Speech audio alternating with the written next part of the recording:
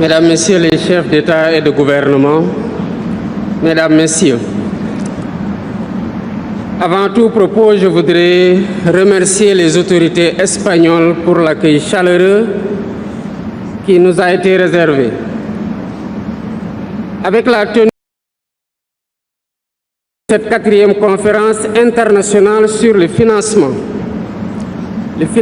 du développement, l'Espagne réaffirme son engagement en faveur de l'idéal de progrès pour tous, à l'heure où le monde traverse une crise multiforme qui risque de reléguer au second plan l'agenda pour le développement.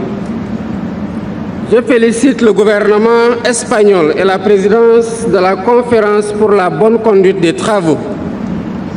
J'encourage le secrétaire général des Nations Unies et tous les acteurs mobilisés autour de l'engagement de Séville pour l'action.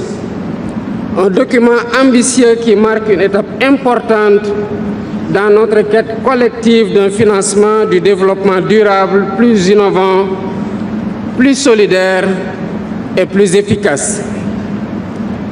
Mais afficher nos ambitions ne suffit pas. Avancer sur le chemin du développement durable et solidaire requiert de l'action.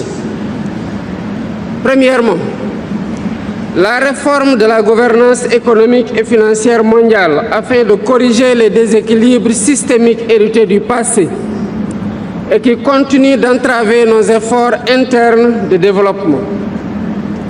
C'est pourquoi le Sénégal soutient l'appel du document final de Séville pour une gouvernance économique mondiale plus inclusive et plus équitable, y compris par une participation plus conséquente des pays du Sud dans le processus décisionnel des institutions de Bretton Woods, notamment les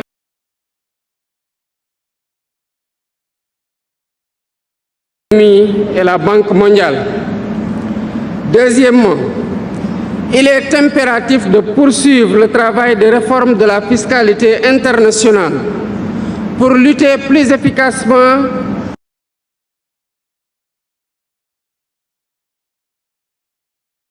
contre l'évasion fiscale et les flux financiers illicites, renforcer la transparence et s'assurer que l'impôt soit acquitté là où la richesse est créée, c'est-à-dire dans les pays où les compagnies mènent leurs activités et tirent leurs profits.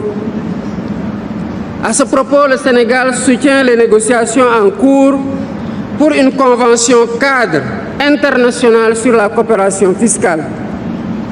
Troisièmement, le traitement de la question de la dette mérite une attention particulière. Elle revêt pour nous une priorité élevée en raison de l'impact écrasant du poids de la dette sur nos économies. Le Sénégal appelle à une révision des critères de notation des agences d'évaluation, dont les méthodes et les pratiques renchérissent considérablement les conditions d'accès au crédit et de remboursement. Il nous faut convenir de mécanismes de restructuration plus justes, plus diligentes et plus prévisibles, avec des clauses de suspension automatique en cas de choc. Cette mesure prévue dans la déclaration de Séville envoie un signal positif qu'il urge de concrétiser au titre de la mobilisation des financements pour le développement. Quatrièmement, les programmes de financement doivent obéir aux besoins spécifiques des pays les plus vulnérables, notamment africains, les PMA, les petits États insulaires en développement et des pays à revenus intermédiaires. Le Sénégal appuie l'appel pour le renforcement des mécanismes de financement privés à travers des instruments innovants, tout en assurant une régulation efficace pour éviter le greenwashing ou éco-blanchiment et garantir un impact réel sur les objectifs de développement durable. Les pays africains ont besoin également d'accéder à des ressources concessionnelles et mixtes conséquentes pour financer les secteurs indispensables à leur développement, y compris les droits de tirage spéciaux, dont le système d'allocation devrait être amélioré pour plus d'équité. Mesdames, Messieurs, le nouvel ordre mondial que nous appelons de tous nos vœux ne pourra voir le jour que si l'humain et l'humanité occupent véritablement le cœur des relations internationales. Cela exige de faire de certaines priorités des leviers d'action incontournables dans l'éducation, l'accès à la santé, le renforcement des systèmes de protection sociale, une transition climatique juste et équitable, l'autonomisation des femmes et des jeunes.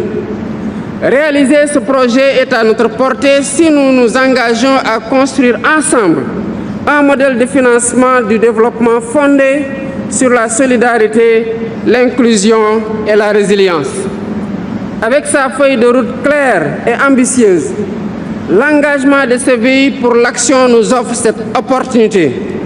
Il nous revient donc de la saisir et d'en assurer la mise en œuvre solidaire avec constance, détermination et responsabilité. Je vous remercie.